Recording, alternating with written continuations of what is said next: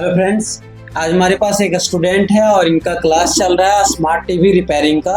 तो चलिए, हमारे क्लास अभी हो रहा है ट्रेसिंग का और इसमें हमारा एसएमपीएस सेक्शन का क्लास चल रहा है। तो आइए हम अपने स्टूडेंट से जानेंगे कि एसएमपीएस सेक्शन हमारा क्या वर्क करता है और इसकी ट्रेसिंग कैसे कैसे करते हैं, क्या प्रॉब्लम होगा इससे। अगर एसएमपीएस सेक्शन में प्रॉब्लम आ जाएगा तो क्या प्रॉब्लम्स आ सकता है, तो अपने बारे में बताएंगे। और आप कहाँ से हैं? जी, मेरा नाम निपुण कुमार है, मैं मुनिडी से हूँ और अभी मेरा स्मार्ट टीवी का क्लास चल रहा है। और इसमें अभी आपका एसएमपीएस सेक्शन का क्लास चल रहा है। एक बार आप यहाँ पे लाएंगे कैमरा को, तो यहाँ पे अगर आप देखेंगे तो जो हमारे एसएमपीएस सेक्शन होता है इसके सबसे पहले आपको डायग्राम बना के और समझाया जाता है। तो ये डायग्राम क्या आपको पूरे क्लियर है, समझ में आ रहा है या नहीं आ रहा है? जी।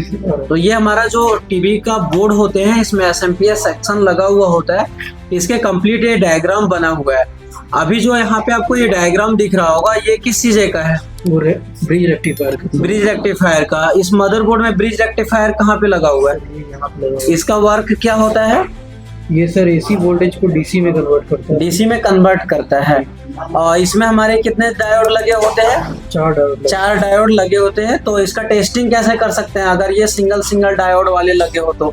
अगर सिंगल डायोड है सर तो एक साइड वैल्यू आएगा, एक साइड वैल्यू नहीं है। अगर सिंगल को चेक करेंगे, one side value, other side no value आएगा तो ओके है।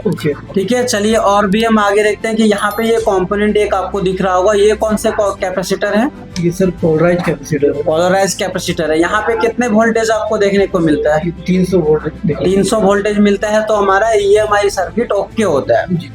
ठीक है, चलिए हम आगे और भी कुछ चीजें को पूछते हैं इनसे। इनका क्लास अभी चल ही रहा है एसएमपीएस सेक्शन का। यहाँ पे ये कौन सा कंपोनेंट लगा हुआ है? डायोड है। यहाँ पे कितने वोल्टेज मिलना चाहिए? ये सर 12 वोल्टेज।